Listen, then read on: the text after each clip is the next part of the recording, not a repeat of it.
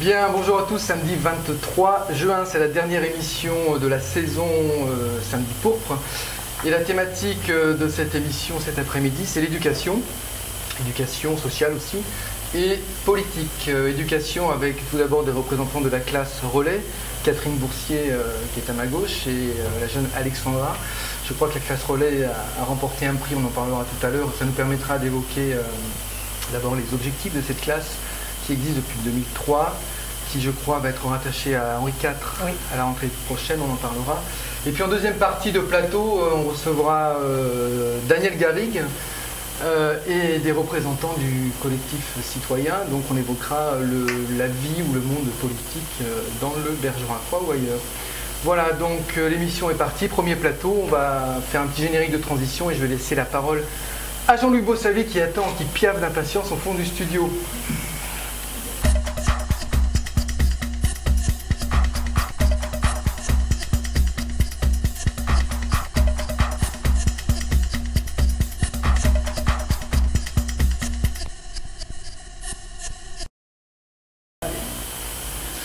Voilà, bienvenue Catherine Boursier, bienvenue Alexandra. Nous allons donc parler de la classe relais de Bergerac. Il se trouve que vous avez été à la une de l'actualité ces derniers temps pour un prix qui vous a été remis, on va avoir l'occasion d'en reparler, le prix Alexandre Vialat pour 2012. En même temps, il y a eu une réception à la municipalité de Bergerac pour attirer l'attention aussi sur l'existence de cette classe relais. Je ne suis pas certain que tout le monde sache vraiment ce que c'est qu'une classe relais. Et c'est un relais entre quoi et quoi? Est-ce que vous pourriez, Catherine Boursier, nous expliquer rapidement ce que c'est qu'une classe relais? Alors, rapidement, donc une classe relais, c'est un dispositif paritaire, puisqu'il regroupe de partenaires, éducation nationale, bien évidemment, PJJ, protection judiciaire de la jeunesse, conseil général, la commune qui nous héberge dans ses locaux. C'est un dispositif qui concerne les collégiens. Donc on y accueille des jeunes de 12 à 16 ans. C'est une parenthèse en fait qui leur est proposée lorsqu'ils ont un parcours, on va dire, chaotique. Ce sont souvent des jeunes qui sont en décrochage scolaire ou en voie de l'être, qui ont été malmenés par la vie, donc qui malmènent la leur et qui sont plutôt en échec scolaire. Donc le principe de la classe relais, c'est d'accueillir, alors sur l'année, une vingtaine de jeunes, en général, en moyenne. Il faut savoir que cette classe relais à Bergerac existe depuis 2003. Elle a accueilli depuis 2003 à peu près 150 élèves, 148 très précisément, qui viennent pour une période, il n'y a rien de défini au départ, hein. C'est vraiment le temps de permettre aux jeunes de se remettre le pied à l'étrier. Le temps moyen passé, c'est 12 semaines pour les élèves sur la période depuis 2003. L'idée, c'est que l'enseignement se fait sous forme de modules de 45 minutes. Il y a bien sûr l'enseignement classique, anglais, maths, techno, qu'est-ce que tu peux me dire encore? SVT, français, enfin voilà, que les collégiens sont en droit. Donc c'est à peu près le même cadre que le cadre du collège habituel. Tout à fait, sauf que là les cours ont lieu par niveau, puisqu'on accueille de la 6e. Voilà, c'est une question que j'allais vous poser.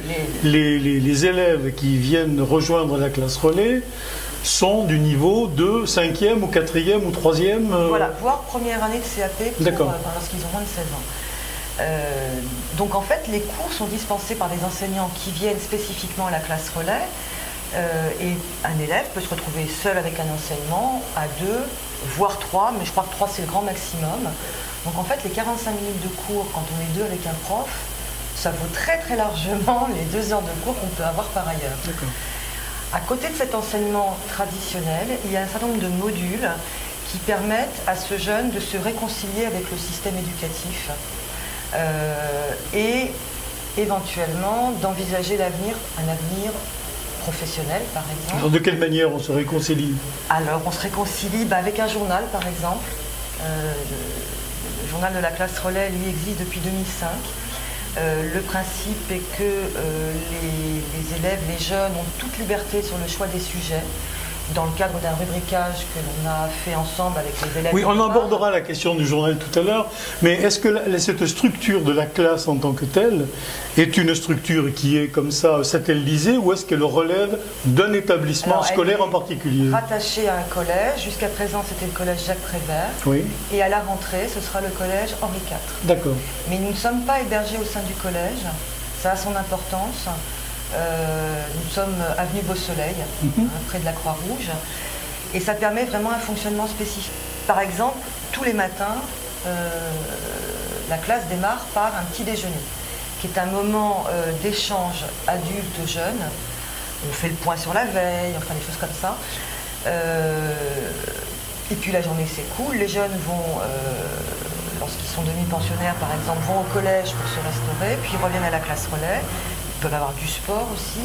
Ils ont également un module qui s'appelle bricolage, qui est assez important parce qu'il est dispensé par des professionnels. La classe relais, il faut le préciser, fonctionne avec du personnel d'éducation nationale, un éducateur de la PJJ qui est là pour l'aspect plutôt éducatif, sociabilisant de la classe relais, des profs donc, qui viennent dans leurs matières respectives, et 9 bénévoles qui interviennent pour le soutien scolaire, c'est-à-dire lorsque des élèves, par exemple, commencent à retourner au collège, ils le font par exemple sur des périodes glissantes, avec des emplois du temps partagés, donc ils ont des devoirs à faire, qu'un bénévole vient pour les soutenir.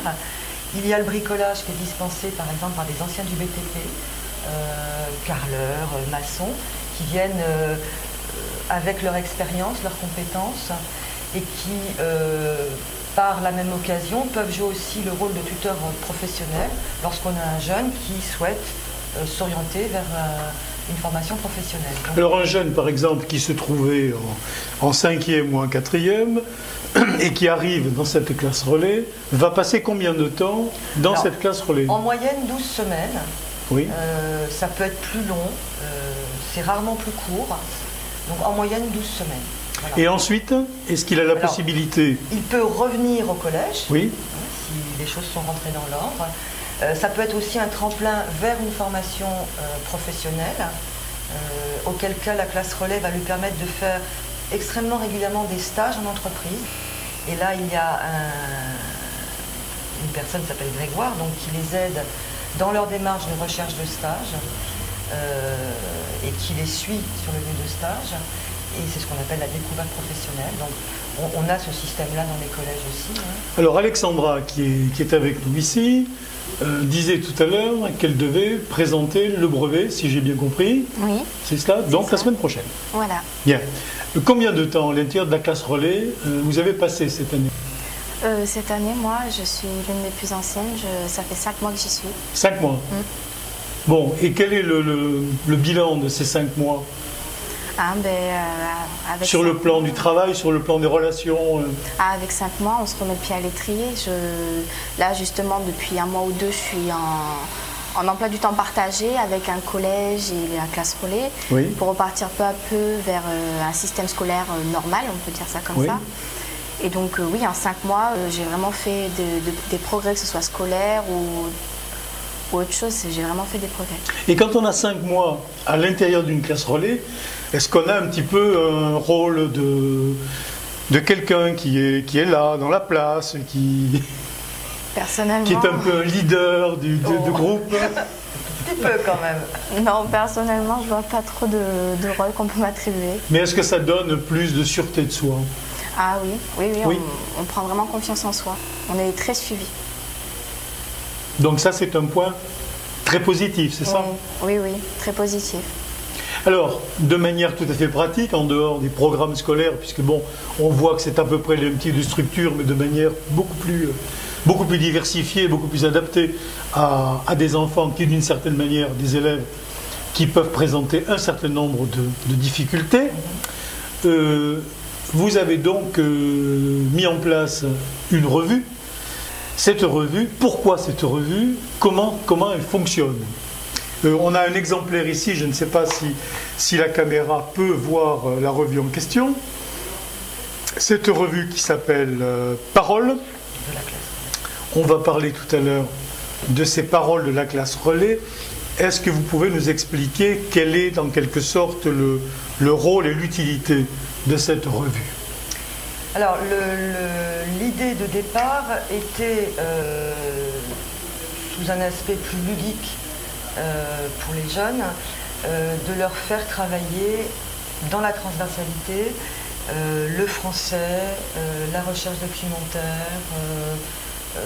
la rédaction, l'outil informatique, puisque les jeunes, en fait, lorsqu'ils ont proposé lors d'un comité de rédaction, qui se passe presque comme dans les vrais journaux, il faut dire ce qu'il y a, il y a un chef, c'est moi, oui. Les élèves m'appellent chef à ce moment-là, et donc ils proposent un sujet. Alors on refuse rarement un sujet, sauf quand on a pour la 20e fois le sujet sur le rugby, et que voilà, bon, ou plutôt le foot. Mais tous les élèves de la classe relais sont dans le comité de rédaction? Oui, tout à fait.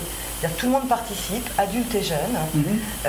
Donc l'élève propose un sujet, on le valide ensemble lors de ce comité, et ensuite l'élève va travailler avec un adulte sur la recherche documentaire par rapport à son sujet, sur l'écriture, et j'insiste, stylo-papier dans un premier temps.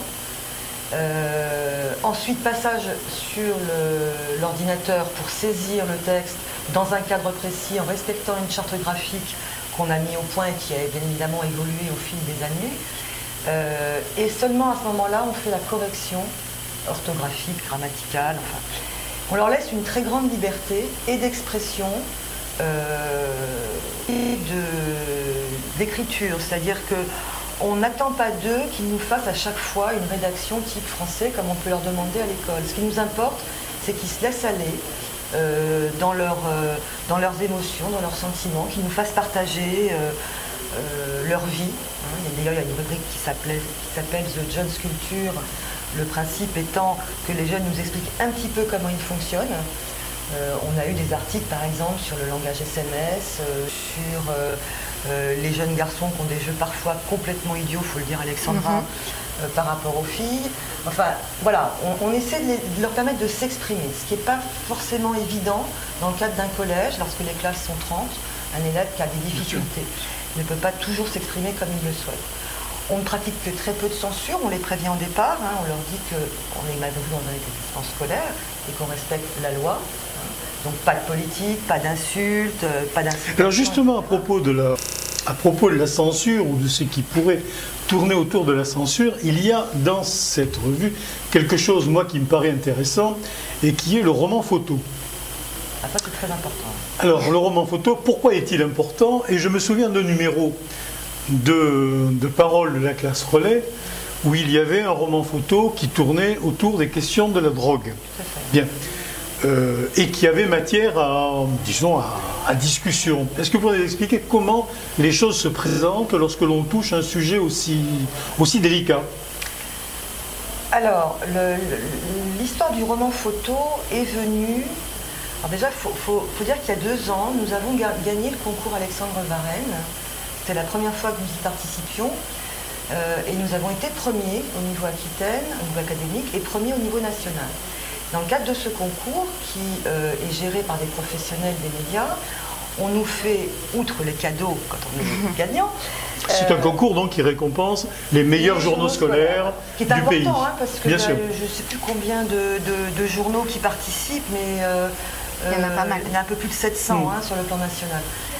Et on nous a reproché, parce qu'on nous fait un retour technique, je dirais, avec les plus, les moins, et on nous a reproché de ne pas utiliser à l'époque des photos personnalisées.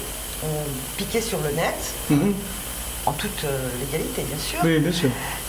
Donc voilà, donc on a eu l'idée de créer un atelier photo. Donc il se trouve qu'on a un bénévole, qui est Jean-Michel Carpentier, qui est passionné de photo. Et donc l'année dernière, il a créé cet atelier photo. Donc le principe était d'illustrer les articles avec de la mise en scène. Par exemple, un jeune qui nous avait fait un article sur les gènes et l'alcool s'était mis en scène avec des bouteilles vides et on avait pris une photo. Et de là est née l'idée du roman photo, puisqu'on a certains jeunes qui ont quand même beaucoup de difficultés à passer le cap de l'écriture et à rédiger vraiment. Donc on s'est dit, pourquoi ne pas utiliser les photos et mettre en scène une histoire? Et donc on a lancé l'idée comme ça. Alors le tout premier roman photo était techniquement à améliorer. Et le deuxième, c'est celui qui était dans le numéro 34 et qui a permis de remporter le concours, puisqu'on a eu une mention spéciale pour ce roman photo. Et Alexandra, avec une autre élève, Amandine, ont été les deux élèves qui ont travaillé sur ce roman photo. Donc elles ont en fait choisi ce thème-là parmi un thème que nous, on avait suggéré. Voilà, c'est la question que j'allais poser. Voilà, donc vous avez choisi ce thème-là dans un éventail de textes. Oui, oui. Pourquoi celui-là? 3, t'en as choisi. Oui, en fait, il y en avait 3, parce que c'était les sujets les plus tabous chez les jeunes. Oui. Et donc on voulait traiter une histoire sur ça pour dire que quand on est dans la drogue et tout ça, ça peut tout se terminer bien. Il y a des solutions pour qu'on arrive à sortir de ça. Et est-ce que ça a entraîné beaucoup de discussions à l'intérieur du groupe et avec les adultes, disons, qui encadrent le groupe? Ah, oui, c'est un grand travail, le roman photo. Il faut prendre les photos, mettre en scène. D'abord, il faut le scénario, et bien sûr, tout en respectant, pas être vulgaire ni rien, utiliser des mots de jeunes, mais rester quand même dans pas le provoquant, quoi. Mais avec un sujet aussi délicat que celui-là, la manière dont vous l'avez présenté, est-ce que ça a changé un petit peu le regard de certains sur ce problème-là? Ben, peut-être, je sais pas. Je ne sais pas, je sais absolument pas. Il n'y a pas eu de retour particulier Non, mais Amandine avait un peu peur. Enfin, elle n'est pas sur les photos. Mais au départ, elle voulait être sur les photos. Elle avait peur qu'on lui approprie l'image d'une personne qui touche à la drogue, à l'alcool. Donc, c'est pour ça que je m'y suis mise. Et puis voilà. D'accord. Bon, évidemment, c'est toujours le risque d'être confondu avec le personnage que l'on est, quoi. Voilà, c'est ça. Bien sûr, c'est ça le problème, évidemment, de l'acteur. Et alors, en même temps, j'imagine que le roman photo, grâce à la photographie, a permis d'élargir encore l'éventail des activités qui étaient proposées aux élèves. En fait, c'est Michel Derange et Jean-Michel Carpentier qui gèrent ce roman photo. Michel Derange étant une ancienne principale de Jacques Prévert. Elle est à la retraite, mais elle n'a pas réussi à raccrocher complètement. Donc, et elle était aussi passionnée de photo. Et je crois qu'au départ, nous les adultes, on a un tout petit peu sous-estimé le travail que ça représentait. C'est vraiment un gros travail, parce que c'est pas si simple que ça en fait. On le fait sur un 4 pages, ça représente quoi, une vingtaine de photos. Il faut trouver les lieux, il faut trouver les figurants. Alors, dans celui qui va sortir là, c'est une histoire de relation entre un garçon et une fille. Un garçon qui préfère sa moto à la fille, enfin bon, il y a toute une histoire. Il a fallu trouver le couple qui voulait bien être ensemble sur les photos. Enfin, ça donne lieu à des discussions et des choses assez rigolotes par moments. Mais je crois que les jeunes accrochent bien parce qu'en plus, c'est vraiment... Alors là, on atteint la transversalité la plus totale. Parce qu'au départ, si on n'est pas rigoureux dans l'écriture du scénario, ça ne tient pas la route. Il faut que ce soit quand même réussir à travers des bulles, faire passer tout ce qui peut se dire et à travers les expressions de visage, c'est pas évident du tout. Donc on fait un petit peu de théâtre avec ça, un petit peu de français, pas plein de choses. Je crois que c'est un travail qui est très riche pour les jeunes et ça les change vraiment du travail classique. Et c'est tout l'objectif de la classe relais en fait, c'est d'arriver à les réconcilier avec l'éducation scolaire, avec le scolaire. Et ça ne se fait pas à coup de règles, c'est évident. Alors il y a évidemment un certain nombre de règles à respecter lorsque l'on met au point un journal comme celui-là. Est-ce que vous auriez une anecdote à nous raconter à propos de la recette de la galette de pommes de terre, la recette de cuisine qui se trouve en page 2 ? Est-ce qu'il ne vous est pas arrivé une anecdote à ce sujet? Ça a été fait par un élève qui veut être cuisinier. Oui. Et comme tout bon cuisinier qui se respecte, il était incapable de donner les proportions. Donc je lui ai quand même demandé de faire un effort et de mettre quelques proportions. Mais il me dit, mais je sais pas, c'est quelques pommes de terre, peut-être 1 ou 2 oignons. Enfin, je dis, ok, t'es un bon cuisinier, c'est parfait. Voilà, c'était... Est-ce qu'il ne vous a pas été dit dans le classement du concours Alexandre Varenne que l'on ne mettait jamais une recette de cuisine en page 2. C'était pas celle-ci. Ah, c'était pas là? C'était dans celui qui a été primé. C'est pour ça que j'ai pas réagi à votre question. En fait, on a mis en page 2 la tarte au carambar d'un autre élève. Tarte au carambar. C'est excellent. C'est un élève qui nous l'a apporté un matin au petit déjeuner. J'en ai pris 2 parts. Je n'aurais pas dû, mais je l'ai fait. C'est excellent. Et je l'ai refaite chez moi en plus. Donc, on a mis la recette de cuisine de la tarte au carambar à côté d'un article sur le sport. Et ça nous a été reproché. Alors, je ne sais pas si c'est parce que c'était à côté d'un article sur le sport ou si que la page cuisine est traditionnellement à la fin. Mais effectivement, ça nous a été reproché. On ne met pas la cuisine en page 2. Alors, il faut savoir que les élèves, contrairement à là, pour le coup, à un vrai journal, on ne travaille pas avec ce qui, je crois, s'appelle un chemin de fer. C'est-à-dire qu'on ne dit pas aux élèves, tu as tant de lignes, telle place, tant de caractères. Oui. Ils écrivent et on voit ce qui sort. Des fois, on a des articles qui font 2 colonnes pleines, 2 pages.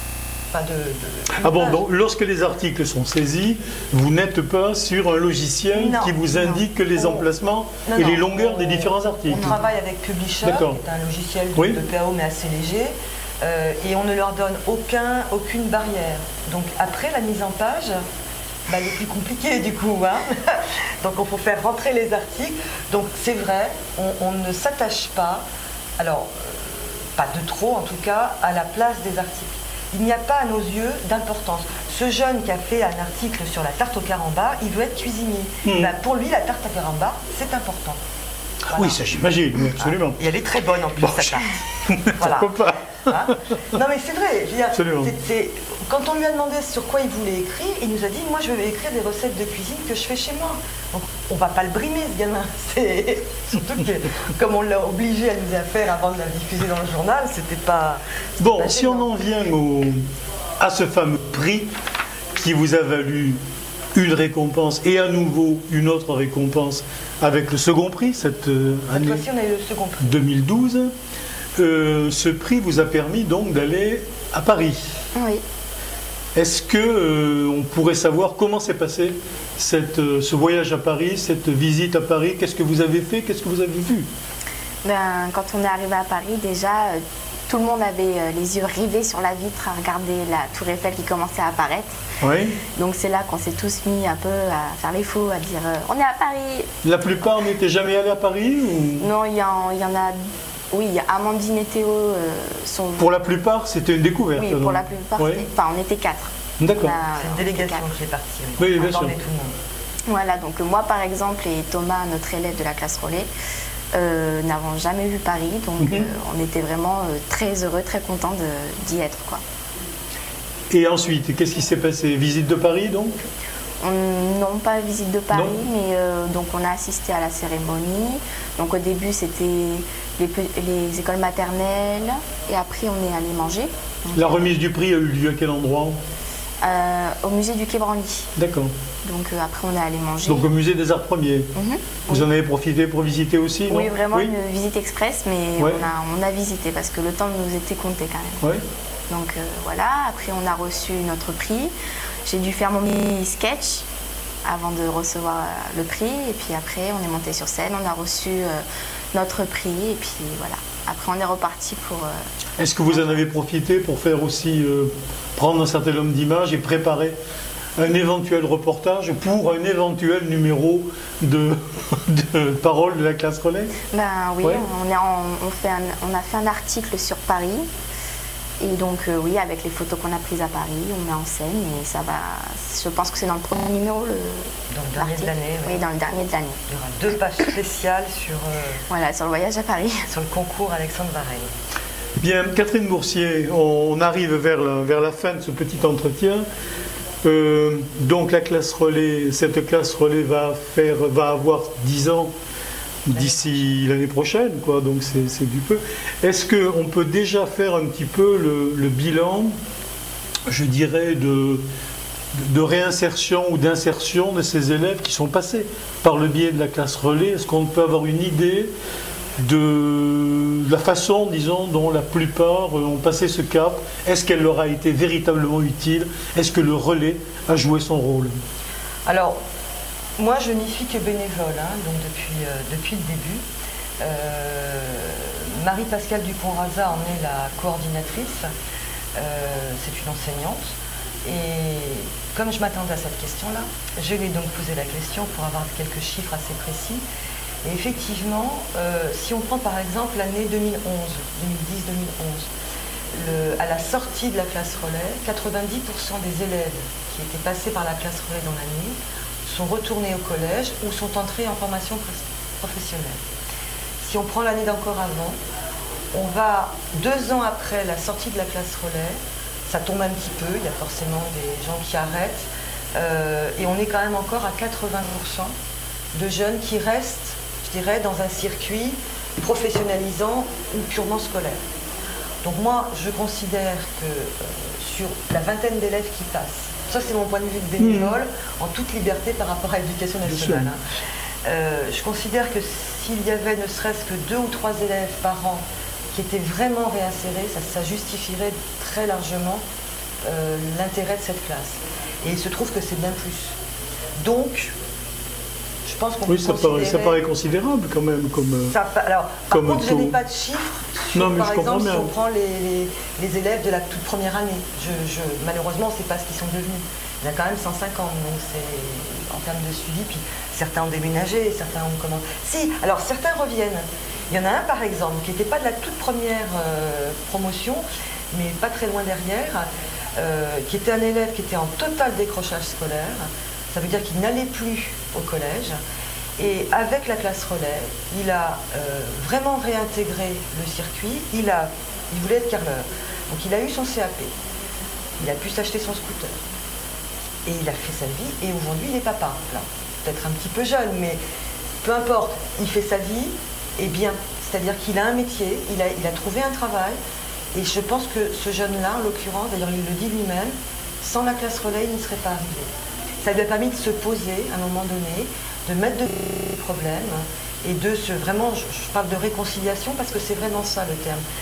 Beaucoup d'élèves arrivent à la classe relais, ils sont, comment dire Alexandra, un peu énervés contre le système. On a un petit peu du mal à leur faire respecter, pas Alexandra, hein, mais d'autres. Et donc c'est parfois un peu difficile de leur faire accepter les règles.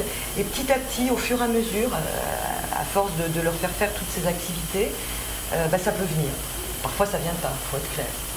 Mais en très grande majorité, je pense que c'est indispensable et c'est une belle réussite. Bien. Catherine Boursier, je vous remercie beaucoup. Alexandra aussi d'être venue. Et puis bon, en espérant, on peut vous dire une grossièreté pour le brevet la semaine prochaine. Hein. Double grossièreté. Merci en tout cas d'être venu nous entretenir à la fois sur ce prix et puis finalement la réussite de cette classe de Bergerac que tout le monde ne connaît pas nécessairement. Vous avez permis de la connaître un peu mieux. Merci beaucoup. Merci.